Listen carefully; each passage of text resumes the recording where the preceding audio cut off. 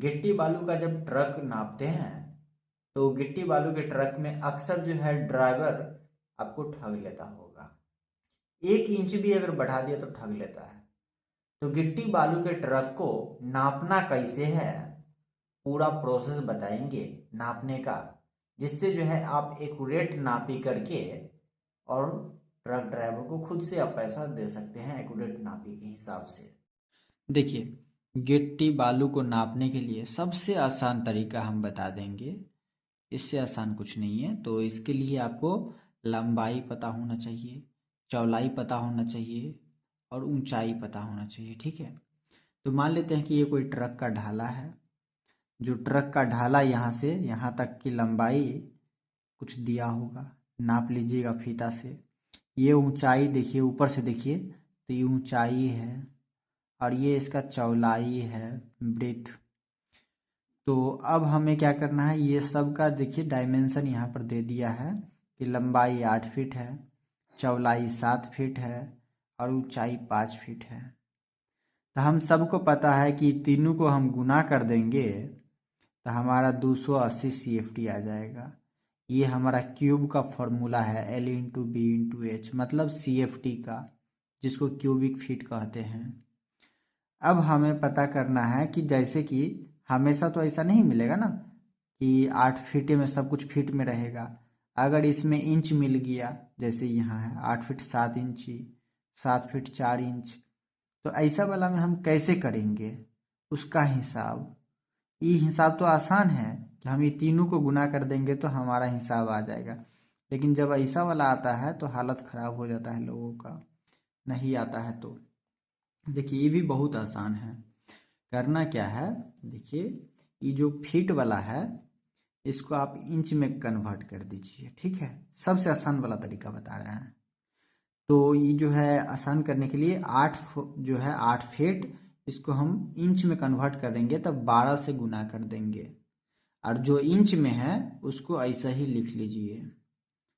तो 12 और 8 को गुना कर दीजिए तो जो आएगा वो हो गया, और इस 7 जो इंच है उसको जोड़ दीजिए। तो कुल मिला के हम जब इसको जोड़ घटाव करेंगे गुना, तो 103 इंची आ जाएगा। ठीक है। वैसा ही ये जो 7 है फीट में है तो इसको इंच में कन्वर्ट कर दीजिए 12 से गुना करके, और ये 4 को जोड़ दीजिए जो आएगा 88। 12 सत्ते 84 और 4 88 हो जाएगा ना। तो ये जो है 4 को इंच वाला को जोड़ देना है सिर्फ। ऐसा ही ये 5 फीट है तो इसको हम गुना कर देंगे, इंच में बदल देंगे 12 से गुना करके।